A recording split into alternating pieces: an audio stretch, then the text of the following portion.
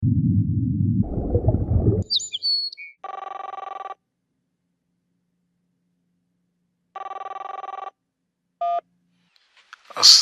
আলাইকুম দোস্ত, কি খবর? ওয়ালাইকুম আসসালাম। কিরে ভটকা, কি অবস্থা? সূরা আসরে বলা হয়েছে মানুষ ক্ষতির মধ্যে রয়েছে, আর তার ঠিক পরের সূরা হুমাযাতে আল্লাহ মানুষের জন্য সবচেয়ে বড় ক্ষতিগুলোর মধ্যে অন্যতম কিছু ক্ষতির কথা বলেছেন। সূরা হুমাযা শুরু হয়েছে ওয়াইল শব্দটি ব্যবহার করে, যার মানে অভিশাপ। আরবিতে ওয়াইল শব্দটি এসেছে ওয়াই থেকে, যা ব্যবহার করা হয় দুটি পরিস্থিতিতে। প্রথমটি হল, যিনি বলছেন তিনি যাকে বলছেন তার উপর প্রচণ্ডভাবে বিরক্ত এবং আশাহত। আর দ্বিতীয়টি হল কোনো কিছু চিরজীবনের জন্য হারিয়ে অনুশোচনা করা বোঝাতে। এই সূরাতে দুটো অর্থেই ওয়াইল শব্দটি ব্যবহৃত হয়েছে, অর্থাৎ যাদের কথা বলা হচ্ছে তাদের উপর আল্লাহ তো প্রচণ্ড মনক্ষুণ্ণই, তারা নিজেরাও চূড়ান্তভাবে সব হারিয়ে পড়ে অনুতাপ করবে এবং তখন আর তাদের ফিরে আসার সুযোগ থাকবে না। এরপর যে দুটো শব্দ এই আয়াতে এসেছে, হুমাযা আর লুমাযা। হুমাযা আর লুমাযার অর্থ নিয়ে বিভিন্ন আলেম ভিন্ন মত দিয়েছেন। একদল মনে করেন এ দুটি একই অর্থ বহনকারী দুটি শব্দ, যা সেই সকল মানুষকে বোঝায় যারা অন্যের সম্পর্কে খারাপ কথা বলে বেড়ায়। আরেক দল বলেন এ দুটি ভিন্ন অর্থ বহনকারী দুটি শব্দ। হুমাযা হল সেই ব্যক্তি যে অন্যকে আকারে ইঙ্গিতে অপমান করে থাকে, আর লুমাযা হচ্ছে সেই ব্যক্তি যে সরাসরি কথার মাধ্যমে মানুষকে অপমান করার চেষ্টা করে। সেটা সামনাসামনি হতে পারে, আবার হতে পারে গীবত করে বা পেছনে কথা বলে।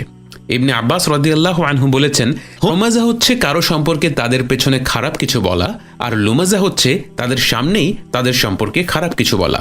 অর্থাৎ হুমাযাহ করা হয় গোপনে আর লুমাযাহ করা হয় জনসম্মুখে। মোট কথা, মুফাসসিরগণ এই দুটি শব্দের অর্থ করতে গিয়ে কিছুটা ভিন্ন মত দিয়েছেন। এই সূরাতে এই দুটি শব্দ এমন ব্যাকরণিক গঠনে এসেছে যা দ্বারা বোঝানো হয়েছে এই দুটি কাজ খুবই ঘন ঘন হয়ে থাকে। মানে আল্লাহ যাদের কথা বলছেন তারা এই কাজগুলো বারবার করে থাকেন এবং অনেকটা তাদের চারিত্রিক বৈশিষ্ট্যে পরিণত হয়। মুফাসসিররা এই হুমাযা আর লুমাযার অর্থ থেকে লম্বা এক লিস্ট তৈরি করেছেন আমাদের জানার জন্যে যে কি কি কাজ হুমাযা আর লুমাযার ভেতর পড়ে। এর মধ্যে কয়েকটি হল: ১. ঘন ঘন দোষারোপ করা এবং সবসময় অন্যের দোষ খোঁজা। ২. বিদ্রূপ করা বা ঠাট্টাচ্ছলে অপমান করা, যাকে ইংরেজিতে বলে সারক্যাজম। ৩. অন্যকে ব্যঙ্গাত্মক নামে ডাকা এবং এমন কোনো নামে ডাকা যা সে পছন্দ করছে না। ৪. মুখে ভালো কথা বললেও চোখের ইশারায় বা অঙ্গভঙ্গি বা গলার স্বরে অপমানজনক ইঙ্গিত করা। ৫.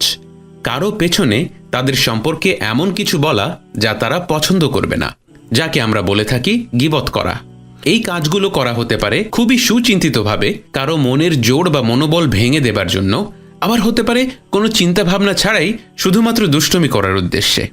ওলামাগণ কিন্তু দুটোকেই এই হুমাযা আর লুমাযা হবার কথা বলেছেন। এখানে কিছু বিষয় রয়েছে ভেবে দেখার জন্য। আমরা অনেক সময় মনে করি বন্ধু বন্ধুকে ঠাট্টাচ্ছলে অপমান করা বা কোনো অপমানজনক নামে ডাকা দোষের কিছু না, কিন্তু খেয়াল করে দেখবেন এগুলো কিন্তু আসলে করাই হয় কাছের মানুষের সাথেই। আমরা কেউই অপরিচিত কাউকে দুষ্টুমি করে কোনো নাম দেই না বা ঠাট্টাচ্ছলে অপমানও করি না। দ্বিতীয় বিষয়, কমেডি এবং স্ট্যান্ড আপ কমেডি এখন খুবই জনপ্রিয় একটি বিষয়।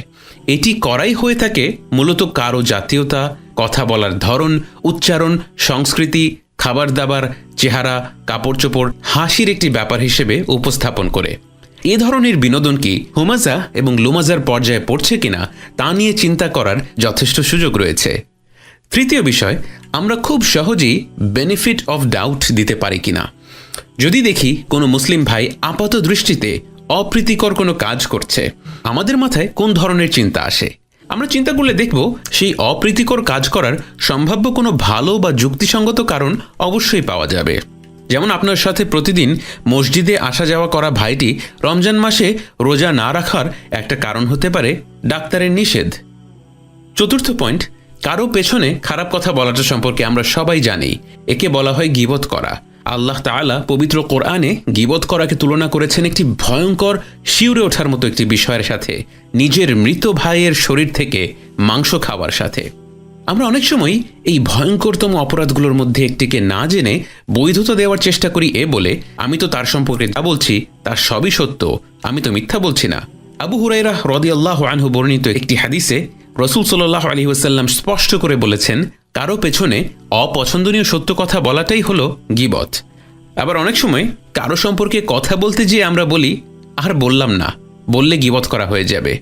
এই ধরনের কথার মাধ্যমে কিন্তু আমরা বুঝিয়েই দিলাম যা বলতে চাচ্ছিলাম তা ভালো কোনো কথা নয়, এবং যার সম্পর্কে এই কথাটা বললাম উনিও কিন্তু এটা পছন্দ করবেন না। রাসূলুল্লাহ সাল্লাল্লাহু আলাইহি ওয়াসাল্লামের গীবতের সংজ্ঞা অনুযায়ী এটাও কিন্তু গীবতের পর্যায়ে পড়ছে। ইসলামে অত্যাচারিত বা মজলুম ব্যক্তির অভিশাপকে ভয়ঙ্কর বলা হয়েছে। ওলামাগণ তার চাইতেও ভয়ঙ্কর বলেছেন ফেরেশতাদের অভিশাপকে। চিন্তা করে দেখুন, হুমাজা এবং লুমাজার ক্ষেত্রে যখন স্বয়ং আল্লাহ তার অভিশাপ দিচ্ছেন, সেটা কতটা ভয়ঙ্কর একটি বিষয়। অনেক ওলামার মতে সূরা হুমাজাতে আল্লাহর অভিশাপ প্রাপ্তদের জন্য জাহান্নামের ভয়ঙ্করতম বর্ণনা রয়েছে। 6ষ্ঠ আয়াতে আল্লাহ এই সকল ক্ষতির ভেতরে থাকা মানুষদের শাস্তির কথা বলতে নারুল্লাহ ব্যবহার করেছেন।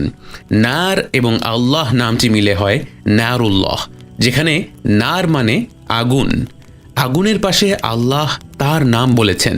মানুষেরা আগুন জ্বালিয়ে দিলে সেটা কতই না ভয়ঙ্কর হয়ে ওঠে, তাহলে স্বয়ং আগুনকে এবং মানুষকে যিনি বানিয়েছেন তিনি যে আগুন জ্বালিয়ে দেবেন তা কতটা ভয়ঙ্কর হবে তা বলার অপেক্ষা রাখে না।